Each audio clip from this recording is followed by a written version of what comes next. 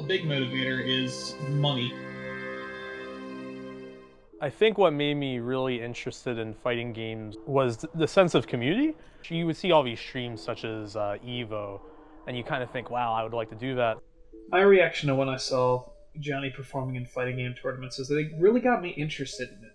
I kind of learned a little bit off of him, and I thought that it was a very interesting type of gaming, where there's plenty of prize pools and all that. It's kind of like the chess version of gaming, you know? I'm John Kane. In the gaming community, I go by Soul Guitarist.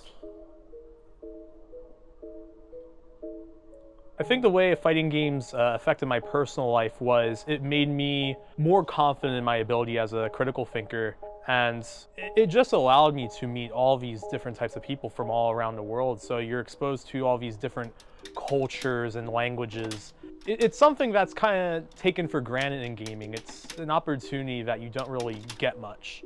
I think it also affects the will to win. It also taught me my own philosophy of winning and losing and learning.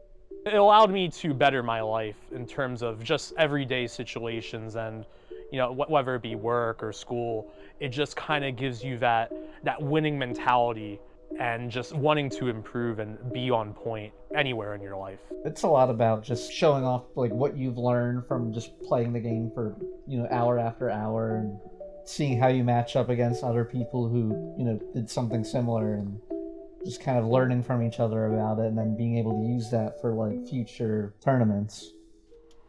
I would spend about 2 or 3 hours maybe reviewing footage and kind of researching the game, and then I would spend about maybe 1 hour actually playing the game. And that's kind of how it is now, like even as a hobby.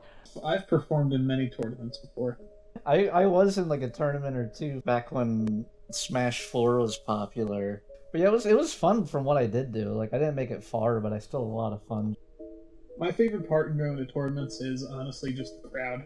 I watch live streams on occasion, but it's really the full-on event that really gets you in the whole entire crowd, makes you feel a part of the community.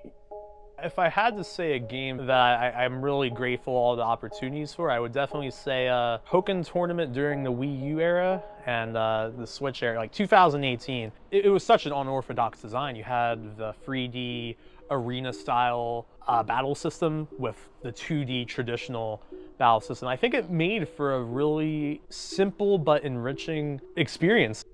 I haven't really been doing tournaments mainly just because I've been preoccupied trying to expand my sort of personal career.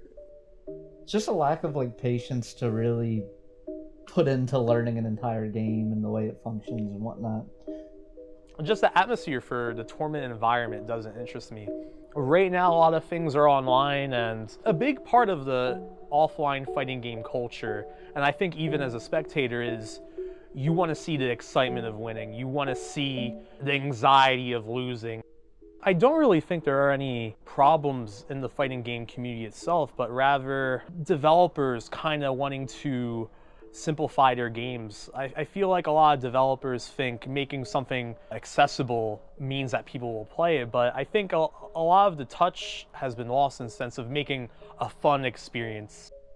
I don't really think I've had negative experiences within the community in terms of the people. Just losing during CEO 2016, I think I was about 1 away from top 8 at that tournament. You had the benchmark progress, and it showed I can actually do this.